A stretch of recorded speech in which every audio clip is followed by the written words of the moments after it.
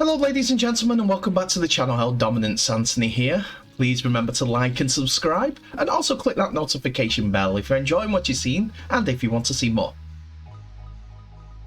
Coming up in today's episode, we have most of the results and scorers from the Betfred Championship and League One, plus highlights from the Super League's 3 games on Sunday, the 26th of June. And we begin with the Super League highlights, as Sunday brought us 3 Super League games, and those 3 games are Salford Red Devils versus Wakefield Trinity, Hull KR versus Huddersfield Giants, and Castleford Tigers took on Catan's Dragons. And it's the AJ Bell where we turn our attentions to first of all, as Salford Red Devils face Wakefield Trinity in the first game, as it kicked off at 3 o'clock, with the others kicking off 15 minutes after the previous one. Anyway, so in their last clash, Salford were outclassed by Wigan Warriors in their latest contest, and they would have a tough task on their hands to avoid a 3rd straight loss after suffering further injury woe against the game ahead of the game. The Red Devils have had injury issues to contend with all year, but it's reaching breaking point for them now, as only 19 players were available to be named against for this clash, after Morgan Escaray, Danny Addy and Amir Burrow joined the ever-increasing list of injured players. So, for Wakefield, they eased their relegation concerns by making it back-to-back victories thanks to getting better of Warrington in a thrilling topsy-turvy contest last time out, and a 3rd consecutive win is definitely on the cards for them here. Trinity have been superb in the last 2 outings despite being without a handful of key players, and they also had to deal without Tinirua Arona for the contest, as a forward was released from the squad in order to play for the Cook Islands this weekend. With all the injuries Salford have, they are thankful to call upon their regular backline, with Brierley, CO, Cross, Li-Fi, Burgess, Croft and Sneed all being involved. The changes come in the back row, as Harvey Levette and Sitaleki Akawala both start for the Salford Red Devils, which has made them a bigger squad, to be honest, on the back. On the bench, we have Chris Atkins, Elijah Taylor, subject to a move to Trinity at the end of the season, Sam Luckley and Tyler Dupree, in what's coming a regular squad for Salford, despite their injuries. For Wakefield, they have Lee Gaskell playing at fullback, as Max Jowett is not in once again. Thomas Mins plays at centre, with Jack Croft coming in as the other centre. Up front, David Fafita starts, which means that Kalepi Tanganoa is on the bench, with Eddie Batty, Rob Butler and Jordan Crowther. The game was totally one-way traffic, as on the 3rd minute, James Batchelor went over for Wakefield. And here's the proof of the one-way traffic. As Salford went left, a good kick by Harvey Levette sees Tim Li-Fi dot down on the 14th minute.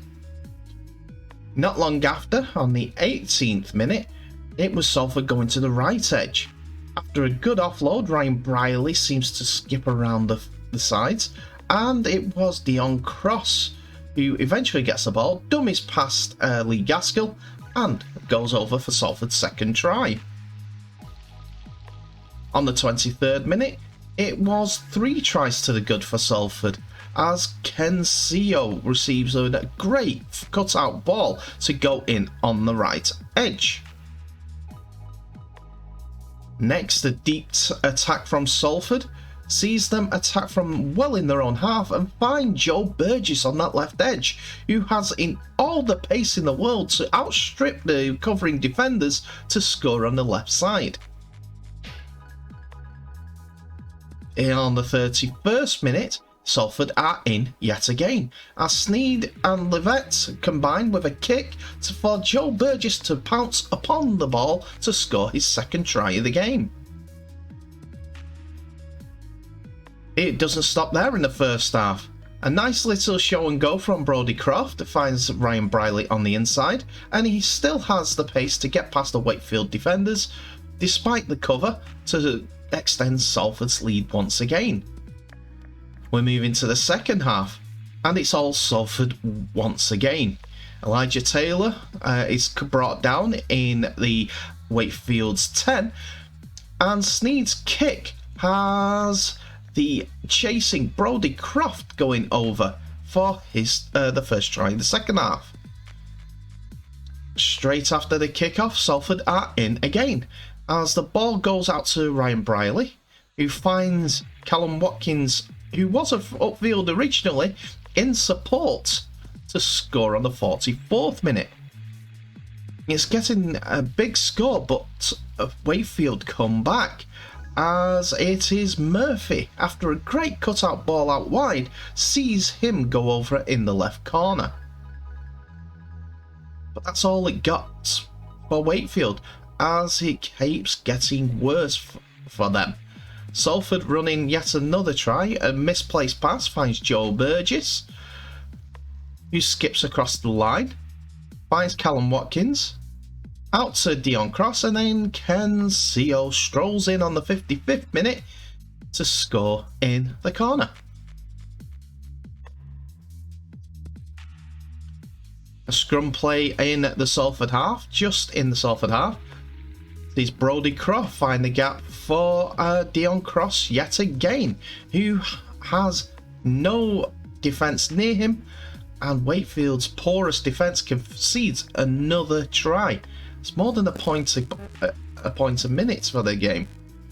Salford's Sneed finds Sitoleti Akawala, who goes over and uses his strength to get the ball down, despite it being held up originally. The referee let it go, and it was a try. But then comes another try for Salford, as Briley gets his second on the 72nd minute. But the last say goes to winger Joe Burgess, as another Li-Fi offload finds the winger, who somehow gets the ball down before he crosses the line. But it was a whitewash, basically, as 74 for 10 was clocked up, with Sneed kicking 12 out of 12, 11 conversions, and a penalty. We move on to our next game now, as Hull KR hosted Huddersfield Giants at the Selwell Group Craven Park.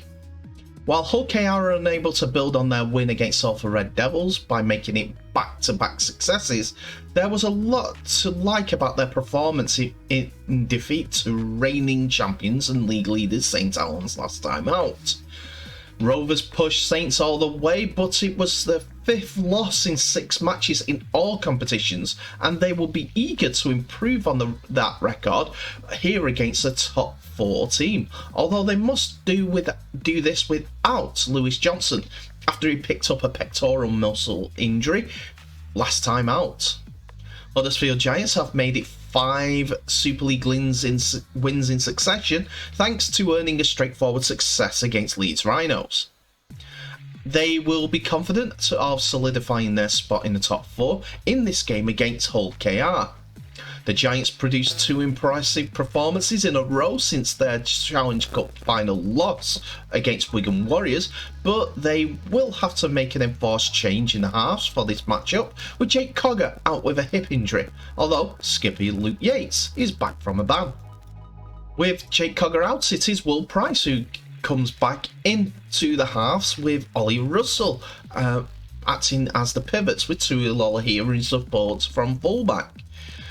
Jermaine McGilvray and Leroy Cudjoe, as well as Ricky Litelli and Innis Senior, are the back 4, with Tuilola here at fullback, while up front Oliver Wilson and Michael Lawrence get the nod, with Danny Levi pulling the strings. Josh Jones, Chris McQueen and Matty English complete the lineup. Luke Yates finds his place on the bench after his suspension, with Owen Trout, Ash Golding and Joe Greenwood. Hull KR are putting out the best team that they can at the moment, with Lachlan Coote running things from back and Sean Kenny Dowd supporting Ryan Hall. Mikey Lewis and Rowan Milnes continue at the halves in the absence of Jordan Abdul, while George King, Dean Hadley and Frankie Holson are looking to continue their good early season form. They will be supported by Albert Vete and Jimmy Kindhorse, as well as Greg Richards from the bench, while Jez Litton is waiting for the switch with Matt Parcell partway through the game. It was Hull KR who got the first points on the board, as Matt Parcells ran round the outside to score on the right edge. It was a Mikey Lewis kick that he was supported by Parcell. But that was a great attempt. Huddersfield thought they were in again. Hull KR thought they were in again, but the video referee checked the attempt. After the referee decided that he knocked on the ball. Controversial call, you may say, but that's what video referee is there for. There was enough evidence to overrule it, and the video referee said no try, despite a try being called upon on the field. This gave Huddersfield the impetus, and after a Tuilala here kick, it was Leroy Cudjoe that went over for Huddersfield's first try on the 30th minute. This also was checked by the video referee for a knockout, but Leroy Cudjoe kept hold of the ball and got enough downward pressure to put the ball down. Enough to say there was no separation between hand and ball, shall we say that?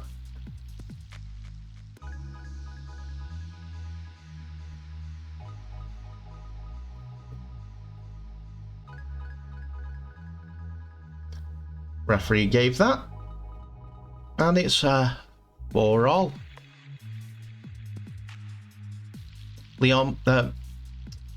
Will Price added the extras, and it was 6-4. But that was made 12-4 after Leroy Cudjoe again got on the end of the ball. Kick free from Tuilala here, should I say. Will Price, sorry. And he put the ball down, despite a despairing tackle and a touch from the Hull KR defender.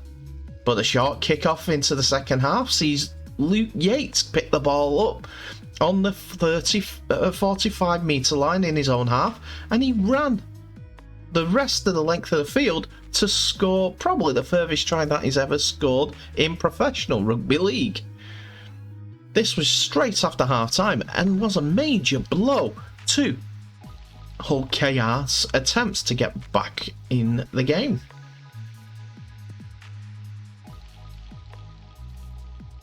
As a couple of minutes later, after the kick-off again, it was Huddersfield that went back in.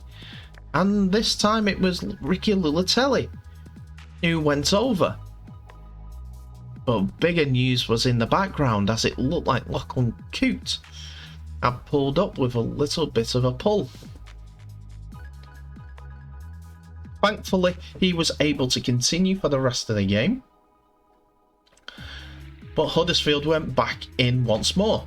A great run by Jermaine McGilvray found his centre partner yet again, who went in for a hat-trick for Huddersfield.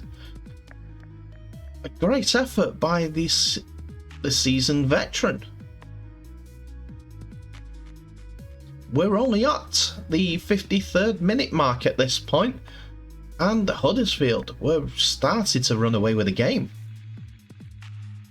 And the next try came via Will Price, as he scored on the 64th minute. A good little dummy and sidestep to get past Rowan Milnes, and it was Huddersfield try yet again. After they were run through the hands, it was Jermaine McGilvray who cut back inside to beat Hull KR defenders to score his try for the game. There was a penalty after this on the 70th minute, which put Huddersfield out to 38 points to 4. That meant the last word went to Hull KR, as on the 77th minute it was Matty Staunton who bumped his way through the centre of the Huddersfield defence, with Lachlan Coote converting to give Huddersfield a 38 points to 10 victory against Hull KR. In our third and final highlights package, we see Castleford Tigers take on the Catalans Dragons at the Menderhose Jungle on Sunday with a 3:30 kickoff, our last game from the Super League for round 16. Castleford avoided a third straight defeat as they did just enough to get the better of Toulouse in the most recent encounter, but this will be a tough task to go back to back as they host Catalan. Lee Radford is hoping that the international break would help his side get some injury players back, but only Jake Malmo is back in contention following a spell of compassionate leave, although they have moved to sign Alex Miller from Leeds and he could debut here. For Catalans, they made an immediate return to winning ways as they comfortably got the better of Hull FC last time out, with the French side doing so without really getting out of first gear in the process. The Dragons will be eager to build on that success as they aim to make it 5 wins from 6, and they are boosted by the return of Josh Drinkwater in the halves, while Gil Dudson also returns to the 21-man squad to boost the Catalans' front row options. And with that, here are the teams. First of all, we'll look at the Catalans Dragons team, as Artur Romano is the centre partner for Samisone Langhi, and Josh Drinkwater does take his place in the halves, while the forwards are Dylan Napper and Julian Busquets, with Mike McMeekin and Ben Garcia, with the tackling machine Matt Whitley for the Dragons being the back row. Michael McAloran, fresh off his England international cap, returns since 2013, continuing at dummy half. Gil Dudson, Mikkel Gudemond, Paul Sanguia and Joe Chan complete the bench. The Castleford Tigers, on the other hand, have Ryan Hampshire at half-back, and Chase Blair is the centre. Jake Malmo doesn't make it for this game, as it may be a week too early for him to come back. Jake Truman partners Dano Richardson at half-back, while George Griffin and Nathan Massey get the nod at the front row. Kenny Edwards, who signed a 3-year contract with Castleford not 2 days ago, celebrates by being partnered with new signing Alex Meller in the second row, and Joe Westerman, who is one of the biggest carriers for Castleford Tigers, is loose forward. That means on the bench we have Liam Watts, Adam Milne, George Lawler and Sua Matagi. And it's Castleford who get the first points on the board, as after Kenny Edwards was being forced out of touch, the next attempted play sees the ball kicks forward by Jake Truman, and it is Chase Blair who goes over for the try. Next, it is Catalan Dragons, and Michael McAloran ducks from half-back to score in the 36th minute to keep the game all tied up at 6-all at half-time. Just after half-time, though, Kenny Edwards got the ball off to Jake Truman, who's found Ryan Hampshire, who ran towards the try line and scored on the left side. Catalans hit back though, as Sam Tompkins went over on the left edge, converting his own, missing his conversion for his own try. So Castleford lead 10 points to 12. And Artur Romano got over on the 60th minute to put Catalans in the lead for the first time in the game. It was Darrell Alforts that got over next for the final try of the game, which meant that after the conversion was completed by Danny Richardson, the game was all tied up. This is the second conversion. It's 16-all, and we went into golden point extra time. Mahe Fanua offloaded to Paul McShane, and Castleford tried to attack down the right edge. And after an attempted forward pass was not called, the full-time whistle went. And Castleford were the first team that went for the one-pointer, and it was Danny Richardson who won the game for Castleford Tigers, giving Cass a much-needed win, 17 points to 16. So here are the results after round 16. We saw on Thursday Saints dominate Leeds Rhinos 42 points to 12, and Friday saw two games of differing type of scoring. First of all, Wigan Warriors 40 to lose 6, while Warrington Wolves won 4-0 against Hull FC. Then Sunday's results, as we just seen, 74 points to 10 to Salford Red Devils over Wakefield Trinity, Hull KR 10, Huddersfield Giants 38, and Castleford Tigers 17, Catalan Dragons 16, which leaves the league table looking like this. St Helens are now 4 points clear of Wigan Warriors, who continue as their second place after Catalan's defeat, sees them being leapfrogged by both Wigan and Huddersfield. Huddersfield ahead of them by 1 point. On 5th place we have Hull FC, who are joined by Castleford Tigers on 16 points after their win against Catalans. Hull KR slip a place after their defeat, and Salford Red Devils' reward is to move up to 8th above Warrington Wolves and Leeds Rhinos, who are now ahead by 1 point and 2 points respectively over Wakefield Trinity, who still hold a 6 point gap over Toulouse.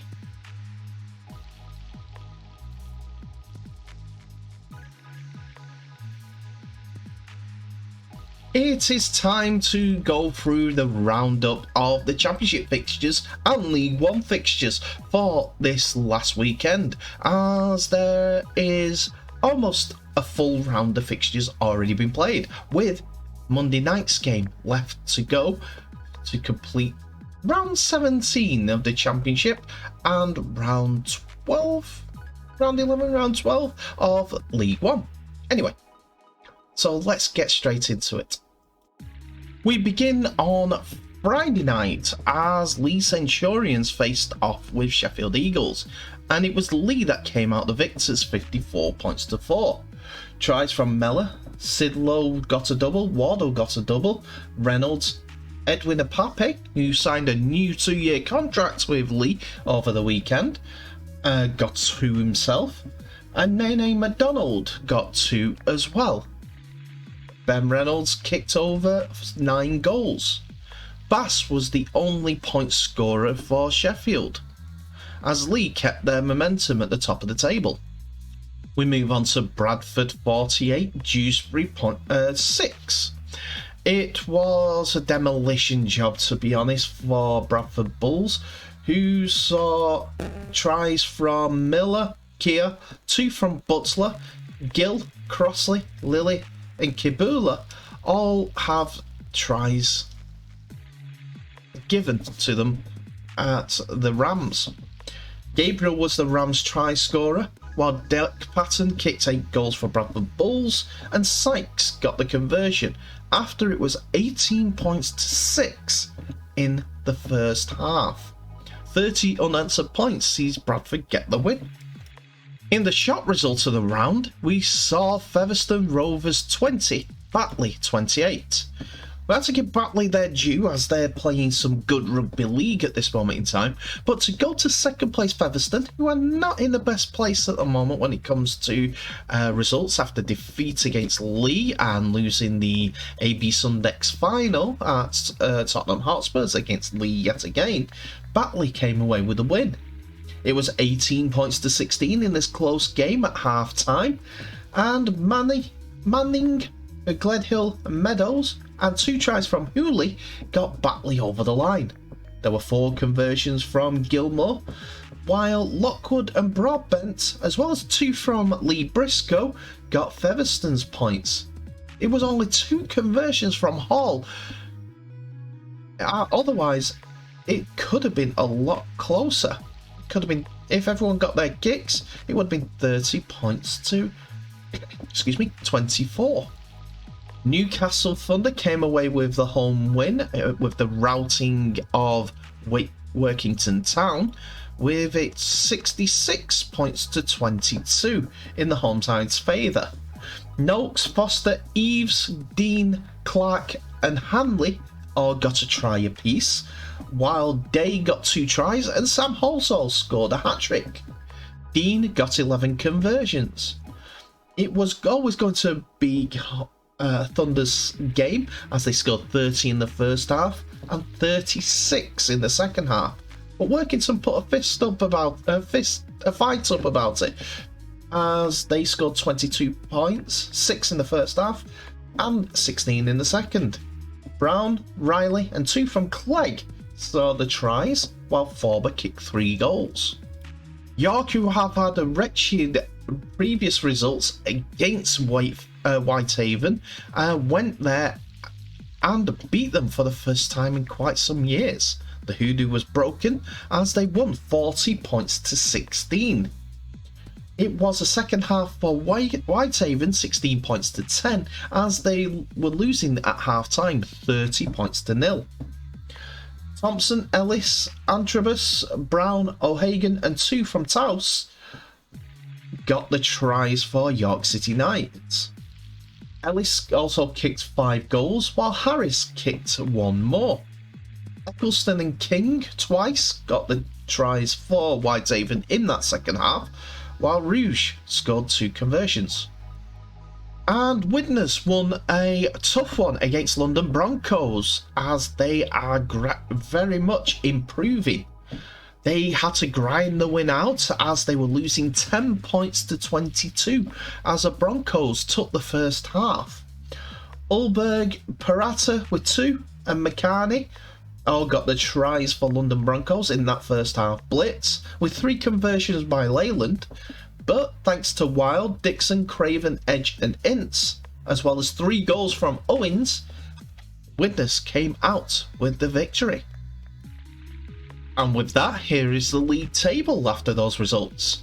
Lee Centurions are now top by 3 points after Featherstone's defeat at Batley Bulldogs, who move in ahead of Halifax by 3 points. York City Knights are sitting 3rd place on 26 points, only a point behind Featherstone Rovers, as my pick for a dark horse is getting more and more likely. Halifax, as I said, are in 5th place, while Barrow Raiders are in 6th. Bradford Bulls come next after their win, but now 4 points clear again over Sheffield Eagles. Widnes Vikings and Newcastle Thunder come next on 12 points apiece. Whitehaven are 3 points ahead of London Broncos, who are a point ahead of Dewsbury Rams, while Workington Town prop up the bottom of the table with 1 win this season. Leaves 1 game left of the weekend as Barrow Raiders face Halifax Panthers on Premier Sport, a kick-off on Monday night tonight at 7:45. Where do we go next? Well, it's to League One, as there were some very intriguing results that came through the league on Saturday and Sunday, as 5 games were played in League One, with, I think it's Midland Hurricanes who had the weekend off, but I may be wrong. Let's have a look at the results. So we go to the first of 3 games that were played on Saturday, as Hunslet were beaten 24 points to 32 at home against Rochdale Hornets. It was Watson, Burton, Hallas and Render who got the tries for Hunslet, while Sweeting kicked 4 goals in their in their attempt to come back in the second half, as they were losing 16 points to 6 at half time, thus winning the second half 18 points to 16. McNally, Rodden, Warrensey, Baker, Brierley even, and Green all got tries apiece, while Sheridan kicks 3 conversions and 1 penalty to give Rochdale the win. At the other end of the country, we have London Scholars being defeated by Swinton Lions, 48 points to 22. A hat-trick from McDonald and 2 from Small were the try scorers in the 2 halves for London Scholars, while Thorman kicked 1 conversion. For Swinton Lions, they're getting back to their old form that saw them be one of the favourites at the top of the table, with Butt, Cox, Hatton, Roberts, Abram and Lepore all getting a try apiece, while Jones scored 2 tries. Abram kicked 8 goals.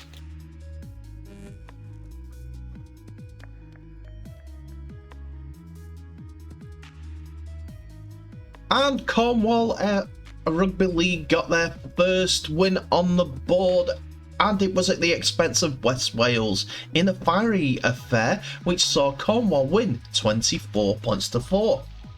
It was 14-4 at half time, with Jackson getting the only West Wales points, but Aronson scored twice, Witten scored twice and Purcell got a try, while Prisk and Purcell got a conversion apiece for the maiden victory for Cornwall RLFC. Sunday didn't fare any better for North Wales Crusaders, as they were beaten 26 points to 18 against Doncaster in a game that was 6 points to 22 at half time to Doncaster. North Wales Crusaders got their tries through Massam, Tilecki and Briers even, while Johnson kicked 3 goals. Johnston scored for Doncaster, with Peterson, Story and Halliday all getting a try apiece, while 5 goals from Howe, 2 of which were penalties, saw Doncaster over the line. Despite leading 22 points to 6 at half time, they could only muster 4 points in the second. And finally, Keighley Cougars, top of the table, got a massive win over the inconsistent Oldham RLFC as they won 62 points to 0. Tries from Miller and Agoro and Roebuck, who all got 2 apiece, while Rebster, Sewer, Sa'u even, Levi, Parker and Feather all completed the scoring for Keighley. Miller converted 6 of the tries. And with that, here is the table. Keighley Cougars still lead the way with an unbeaten season, but now Swinton Lions are back into second place after their win at London Scholars. North Wales Crusaders slipped down to third and are closely followed on equal points by Rochdale Hornets. Doncaster come next after their win, with Hunslet, Oldham and Midland Hurricanes, as well as London Scholars, all following close behind. Then Cornwall are back off the bottom of the table, but this time with positive points after their win against West Wales Raiders, who they replace at the bottom of the table. And that's it for another episode, ladies and gentlemen. Thank you so much for watching. Please remember to like, subscribe and share this video worldwide, and as well as clicking that notification bell for any updates on new videos that may be coming your way. Tell me what your thoughts are of today's video. There's some good results there. Salford running up a cricket score against Wakefield, 74 for 10. Yeah, it's going to be interesting to see how Wakefield come back from that, but it should boy to lose, as they have got to, well, they've got a better 3 results from Wakefield, and if Wakefield's defence is like that, there could be some good results that may get to lose closer. They've just got to start winning. Let's drop down the division. York are closer to Featherstone, as Featherstone has seemed to be in a sticky patch at this moment in time. I'm sure they'll get out of it, but you can't deny that 2 defeats on the spin are asking questions about Featherstone's top 2 credentials. And one division lower, a first win for Cornwall RLFC. Congratulations to them, League One's first win, away in Llanelli against West Wales Raiders, and it'll be interesting to see how both teams go about their business in the next games. In the meantime, remember to comment down below about how you thought the video went. But in the meantime, thank you so much for watching. Please remember to share this video worldwide. I will now wish you all the best, wish you all to stay safe, and I'll see you in the next episode.